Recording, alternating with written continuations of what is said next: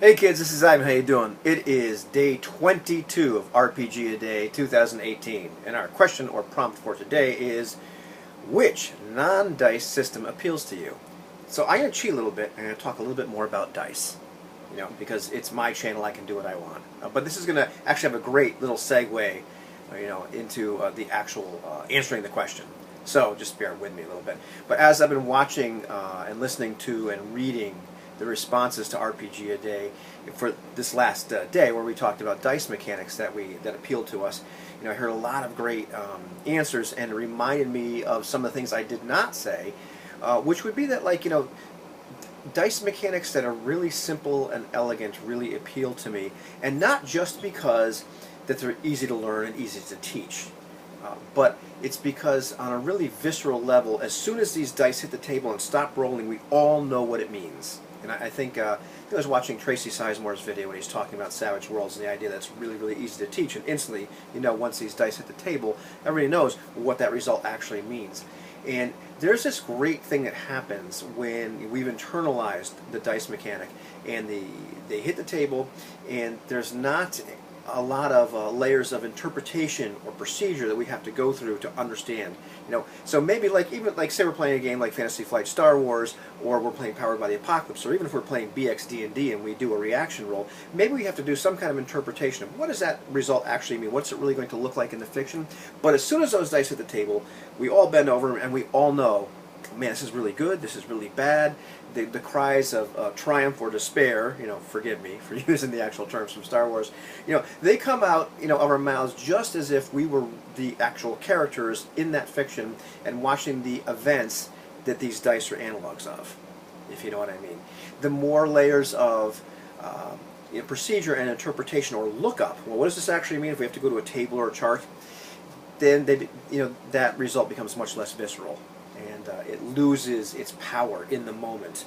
So when it comes to non-dice mechanics, the ones that appeal to me are the ones that still allow you to have that kind of visceral impact in the moment. You know exactly what this means as soon as it happens. And there's a lot of them out there which require a lot more lookup. There's a lot of card mechanics in some games I've been looking at recently which are really intriguing, really fascinating, but they require a certain amount of lookup and procedure before you know, well, what does this actually mean. So because of that, they appeal to me a little bit less, even though the stuff behind them is incredibly fascinating. And I know there's a lot of non-dice mechanics and non-dice systems that don't just deal with resolution, but as I was looking at these last three questions, kind of as a whole, this is kind of where my thought process went, so I figured, well, I'm going to answer it the way I thought about it.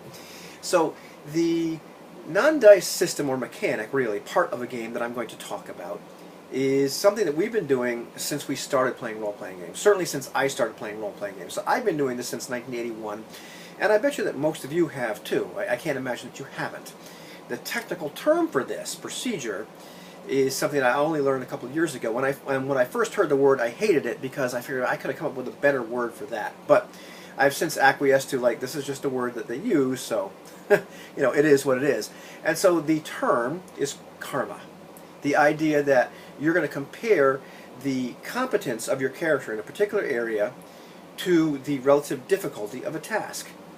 And by so doing, you can determine, do they actually succeed at this task or not? And this is used for a lot of those moments where it's just simply not that dramatic. You don't need to take dice out all the time.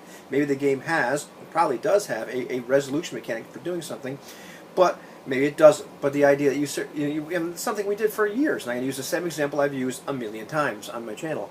The idea that the character says, I'm going to try to cross a slippery board between these two buildings, a little plank between the rooftops. Okay, Joe, what's your character's dexterity? What's a 16? All right, yeah, you do that. There's no need. We've just used a very rudimentary form of karma, whereas Jason was talking about it in his video where he talked about the very same thing a couple days ago. We'd call it hand-waving. Now, most games have some kind of numerical, or sometimes signal words, but numerical representation of how skilled your character is, what their attributes are. We can look at your character sheet. It has some idea. You could look at, well, how strong am I? How charming am I? How skilled am I at interrogation? Maybe it's got some kind of history of what your character is. Maybe they were a cop on the beat. Maybe they grew up in the forest. They have some kind of story.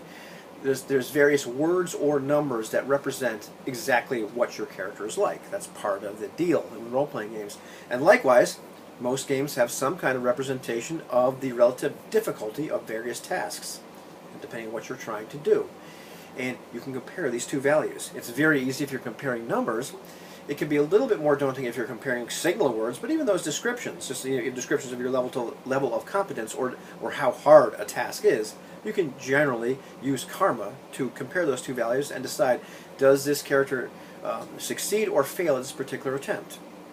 Now enter games where it's more formalized, and a bunch of games have done this, but one of my favorites are the games that use the Ubiquity system. Here's Desolation, this bad boy. This is the first one I actually got, first Ubiquity-based game, first one I ever played and ran, and it's beckoning me from the shelf again, as is the other game from Grimalkin Games, Broken Rooms, which I'm not talking about today, but I was reminded of.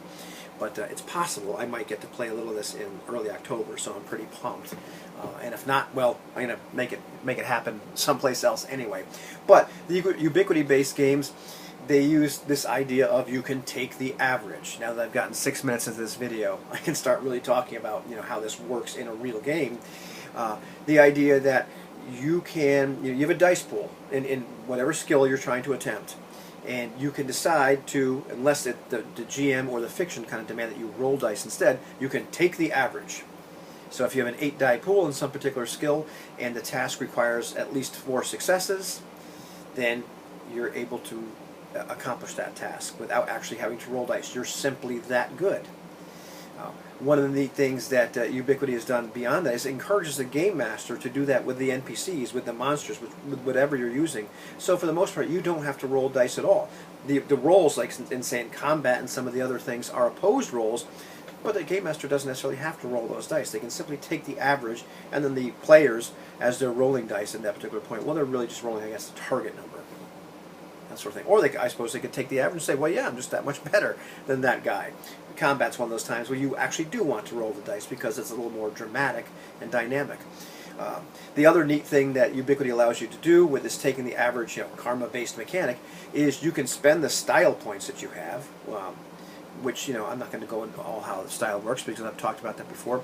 But the idea is you could spend a couple style points and say you're faced with this task, that same character is faced with a task that requires 5 successes. You can spend a couple style points, raise your die pool up to 10, and now you're able to complete that task, once again. And those style points represent your character pushing themselves above and beyond their normal ability. They're really giving it their all, as opposed to just performing at their regular level of competence.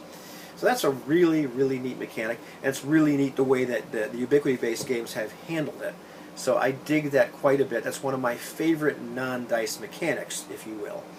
And what that karma system does, regardless of whether it's informal and you're just using the game and decide, yes, you don't need to roll dice in this particular case, or whether it's very formal, like it is in the Ubiquity-based games, the effect that using karma has is it takes all those mundane situations and doesn't have you roll dice for them, because rolling dice is fun, rolling dice is great and can be epic and nifty and exhilarating, but the more you do it, the more commonplace it becomes.